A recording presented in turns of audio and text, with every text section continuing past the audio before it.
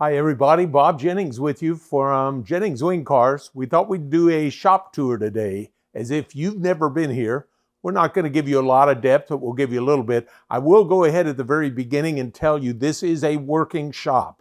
I've had people say, well, who do you pay to do this? Folks, we do our own work here on 95% of what we do. If I need a major restoration, I go to Mark Sakula at Magnum Restoration, but this is a working shop, so it's not going to be the most eat off the floor type location you're ever going to see. So I thought we'd start here in the parts room. Being an older guy who never throws things away, I do have a lot of parts, and we start here. These are, I try to maintain things and mark them as well as we have. So if you've watched some of our videos, I've got the old 69 Hemi Daytona, never restored. As I pull a part off that just I had to restore, I don't even throw that away. I just keep it in this same box. Okay, so that's just a box of some of the odds and ends of heater hoses and brake lines and things like that. Pretty much all we've ever replaced on that. Now, around here is some of the very valuable and difficult to find. I have two Daytona back glasses in box here. I have two Superbird back glass, original back glasses here. I have a Dodge Coronet hood, which of course is used for the Daytona hood. I'm sorry, this is a Dodge Charger hood, which is used for the Daytona. I don't think I have a Coronet hood. This is the very rare but original factory plug for Daytona, back of a Daytona, and it's original, it's factory. So very rare, no, I have no value on it. It's got a lot of value, but it doesn't matter to me. So then we have on this whole wall, we've got a little bit of everything. I try to keep all my used electrical parts and distributors and radios and so on. We've got a lot of extra things. When you have this many of these cars, you have to maintain a substantial inventory of both used parts, which is what you're looking at now. And you'll see that I've got them marked on the side. I've got hubcaps on a Hemi Daytona, and I've got parking lamps for Superbirds, a couple of them, and kick panels, 2 or 3 or 4 distributors, some very rare headlights, and there's a radiator or two here. Then we move over to what I call the rebuilt or ready to use. So I've got radios starting here. I've got 2 AM radios. I've got 1 AM radio for 69, some wiring harnesses, carburetors up here at the top, and I mark on them, have they been rebuilt or not. Tick-tock tacks, a couple of those. Very rare and hard to find things like a rebuilt wiper, motors, air filters. This is all the little parts. These are new little parts that we keep because you got that many of those. Of course, again, they fail occasionally. Then we get over to a little more regularly used things. These are a lot of heater hoses, radiator hoses, the oil filters, original distributor caps, and then finally, it's very difficult to maintain the right plugs. I'm big on using original plugs. The 440s used a J11Y Champion, so whenever I see some, I buy them. The Hemis use a very hard to find N10Y plug. I probably have 10 or 12 of them here. I just keep as safety level. From Frank Battleson, I've got a radiator cap or two, an original one there. Extra fender scoop off a Superbird that my son does. This is a 3D print. No, we don't sell them because we don't have a copyright license to do that. Then finally down here at the bottom, I keep some of those really hard to find original B-body parts, electrical brakes. Here's some gas line stuff. That's a disc caliper seal on Superbird, and lots of gaskets. So finally, let's fade up here to the very top. Along the top, I keep also, again, whatever extras. I've got 2 restored gauge clusters, one from 69, one from 70, very carefully up in the box where they're out of the way. A couple of heater cores, radiators, and then I keep a whole lot of glass. So I've got a lot of original glass off of these Superbirds and Daytonas. I think I counted, I have 3 rear Superbird original rear glass. 2 Daytona rear glass. Those are new in a box, but they are reproduction, not factory. And then a number of sets of windshields and side windows and so on. So parts room wise, let's do one other thing and then I'll let you go. Over here on the wall, we do keep, or I keep rather, a to-do list. And it lists all the cards. And if you look at it, we're recording this in the winter. It's January of 24. And I've got pretty much everything done. I've got a couple of things I'm working on out there in the shop. So we list all the cars. And the only thing really to do is on our Redbird. We're going to actually today trace some wiring. Backup lights aren't working. And there is a gas tank in there that was replaced already, but it leaks too. So I'm going to put a gas tank in probably over the weekend. I think the only other open project on the black Icebird, I am replacing the steering wheel. It's out right now, and we'll show you that when we walk out in the shop. So let's go out to the shop. We'll break here for a minute or no. Okay, well, let's walk through the door, and I'll let Jason get an overall picture of the shop. And let me again emphasize, this is a working shop. And I also want to emphasize we've got security out the wazoo. I got to get that in here because there's a lot of value sitting here. We have our Jeffersonville Police Department comes by regularly, extensive camera system, security system, etc. Just so you were aware. Okay, this is the Hemi Daytona. Now, let me make a comment. Because it's wintertime, most of these cars are shut down for the winter right now. I even keep these cars covered in the shop just for safety. When I store them for the winter, there's a few things that I do. First, every car you will note has a battery tender on it of some type. And in every gas tank, I use a fuel preserver. Now, I don't use stable. I use seafoam. That's a matter of personal preference. I just like seafoam a little better because it's, in addition to being a fuel stabilizer, it also keeps the lines a little clearer as a fuel treatment. Okay, so as we come into the shop, Hemi Daytona over here, I've had people ask, what's your preference for where they go? And my preference is wherever I pull them. All right, there is no preference. This apparently was driven at a later date than the one in the bubble, the yellow Daytona in the bubble. There's no reason. Usually the Hemi Daytona is in the bubble, but I don't really care, you know. I just need to store them and I want them safe. So we have one bubble for the yellow Hemi 4-speed Daytona, the 444 speed, and then the orange one is outside. Will you change them around? Yeah, possible. Okay. Looking around the shop, in this corner, of course, all of our cleaning tools, waxes, cleaners, etc. Back in the back corner, the very rarely used engine hoist.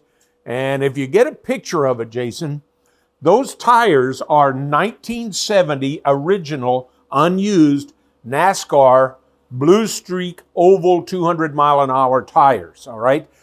They came when I got the Hemi Daytona. These have never been on a car. They're original from 1970.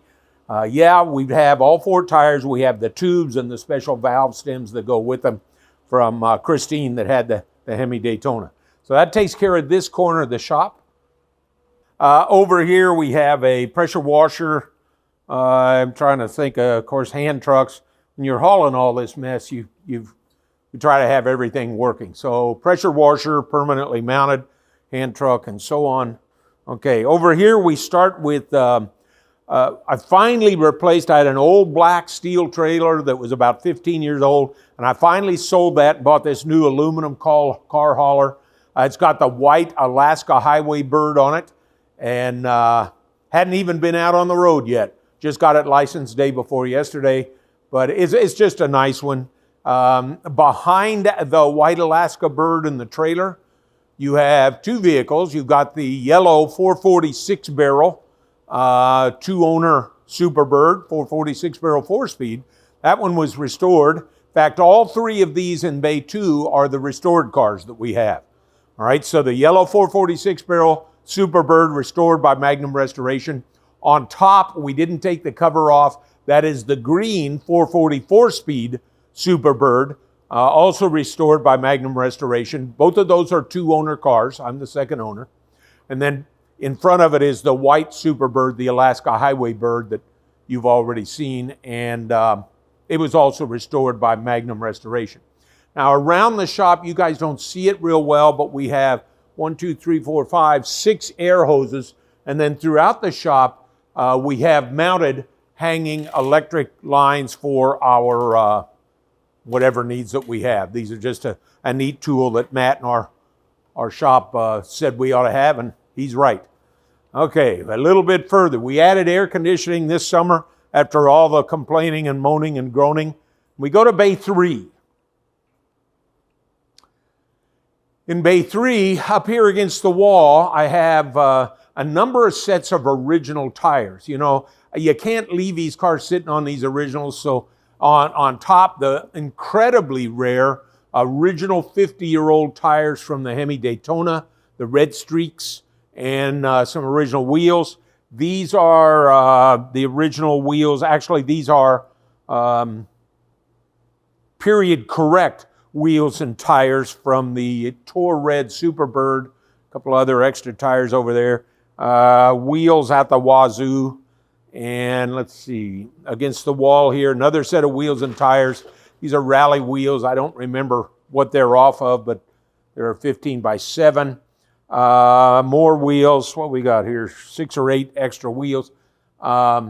Electrical outlets. This is the Hemi engine out of the purple Hemi Superbird. This is the original Hemi engine out of the purple Hemi Superbird that if you've read that story or followed that video, we found that one on 4/26, April 26, several years ago, and brought it back here to the shop. I just put extra parts on it as I have it. I got to mention something. That is the bathtub intake they use for racing. And these carbs, these are not from a Hemi Daytona or a Hemi Superbird. These are carbs off of a 1970 automatic Hemi Cuda. These are original carbs. They got about 1,500 miles. They were pulled with 1,500 miles. I just have them sitting on here so it looks like they're complete. And one of the guys reminded me, I really ought to pull them off because they're pretty valuable. Box them and save them and put some of the other old carburetors that we have on there. Further along the wall, you got to get a picture of the clock a friend of mine gave me. More tires, extra tires, yellow Daytona original, white Superbird original, and let's finish up Bay 3 then. So here in Bay 3 is a combination of a number of things. First, this is the man cave section. This is where we sit. I've got a big screen TV up there on the wall. I don't drink, but it has been known to have people sitting here drinking beer. You can see I've got a steering wheel taken apart. I've got it pulled out of the black Superbird behind me, and then just various parts. Laying on the desk all the time. This is Dave Wise's volume 2 of his restoration guide. I'm always looking in there just to see what I miss or get wrong. The table is one. We had a Viper years ago, and the Viper's long gone, but we kept a set of wheels and tires, and one of the guys said, hey, why don't we get a glass top and put it on it? So that's our shop table. And in Bay 3 then, so it's A, the man cave section, and B, it's a storage section for the Hemi engine on an engine stand. And then the ramp truck that you guys have seen me drive this literally all over North America. It's a 1999 Dodge Ram 3500. We have been through it top to bottom, engine, transmission, brakes, rear end, suspension, electronics, and I will drive it anywhere. In fact, I'm going to drive it back up again this summer. One more time, going to Western Mopar Madness Car Show in Edmonton, Alberta in July. And then we're heading on north to Alaska. This time, for the first time, my wife has said she's going to go, so I don't know how that'll work.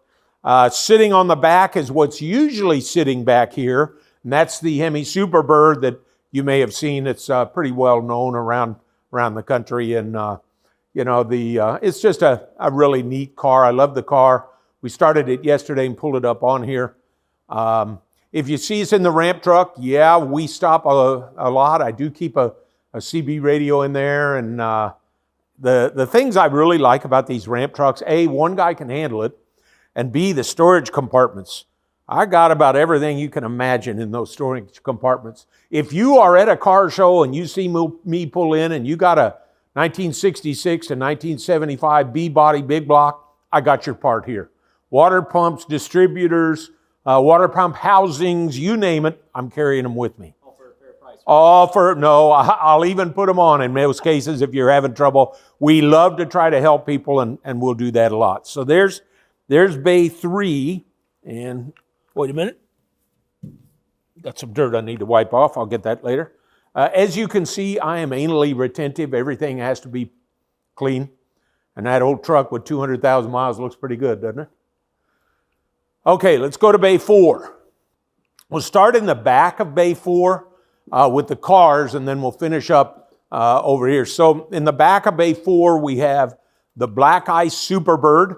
That's the 446 barrel custom-made hood, and Tom Ferry painted the car. As you know, it was originally yellow, but it's just so gorgeous as black. And Tom made the hood so that the 446 barrel works fine. And we've had it, I think, about 4 years now, 3, 4, maybe 5, I don't really know. We keep everything working perfectly. We had to do a lot of extensive electrical work here, but not a lot of mechanical work to keep it going. I do have the steering wheel out of it for the simple reason a lot of these old steering wheels, they crack, and my original one has about a 1-inch gap in the plastic. So I have a used one on the shelf that I'm going to put in when we're done here today. And back in the back of between Bay 3 and 4, our rarely used forklift. Let me tell you, we bought it used at a great price. It's electric. And the few times we've had to use it, it's been worth its weight in gold. My son Ryan made up some kind of charging mechanism. I don't know anything about that. Okay, the other stuff now, this is a real working section. Welder, drill press, sandblaster, generator, acetylene torches back there in the back.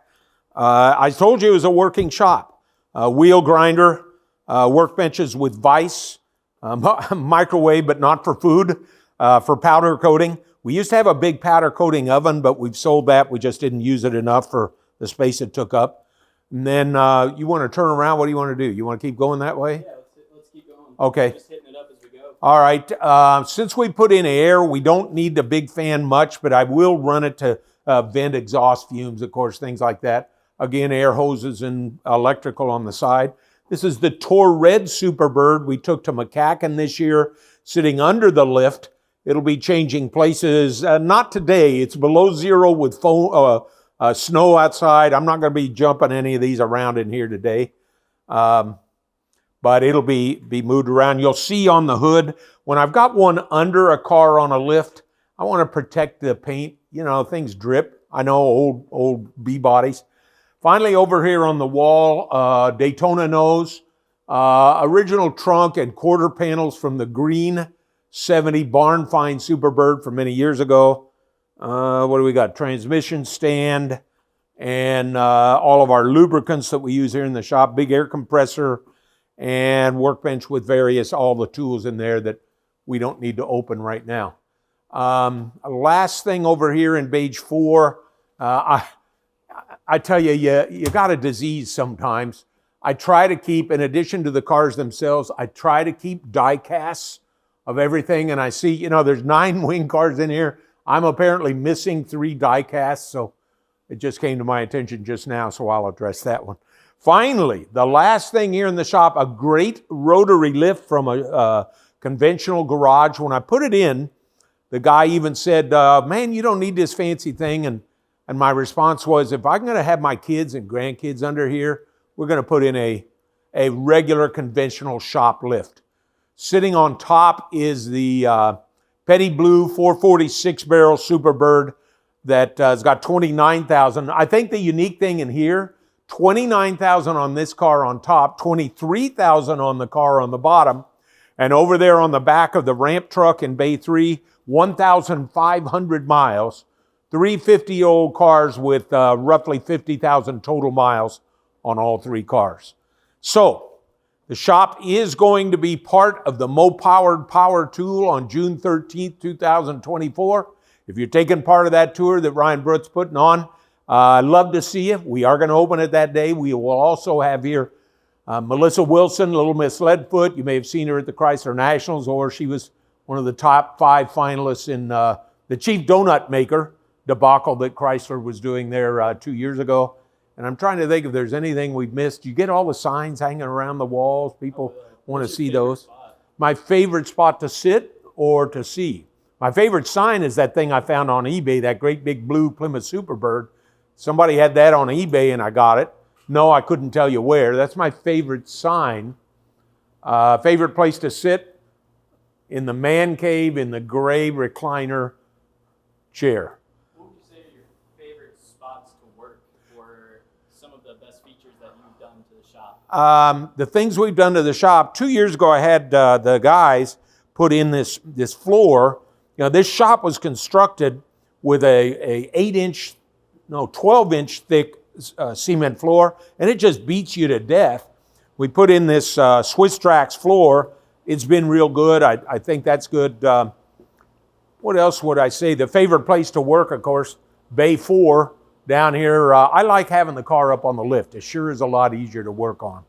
So, how would it compare, if you don't mind me asking, how would it compare to when you were a mechanic and working? how would it compare to when I was a mechanic and working? Of course, there's more vehicles in a conventional garage shop. I would say the comfort level here is much higher. I'm old and it needs to be. The availability of tools and other knowledge, no, nowhere near as good. Yeah, we got a ton of tools up here, but there's always something you wish you had more. And the knowledge, you know, I'm an old guy and I'm going to die someday. And the young guys that work here in the shop, they're great. I love them.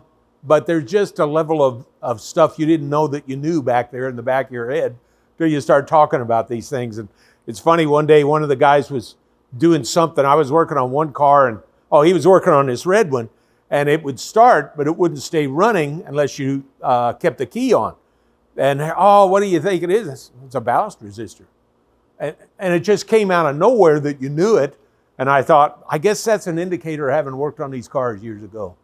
So I guess this very long expose for this week, I guess that'll take us to the end. So as we end with all of them, Jason Fruits is behind the camera today, our video producer at my company. And I'm Bob Jennings. And thanks so much. I appreciate you guys. I appreciate your comments. I don't get to respond often, but for all of us here at Jennings Wing Cars, thank you. I'll see you again next time.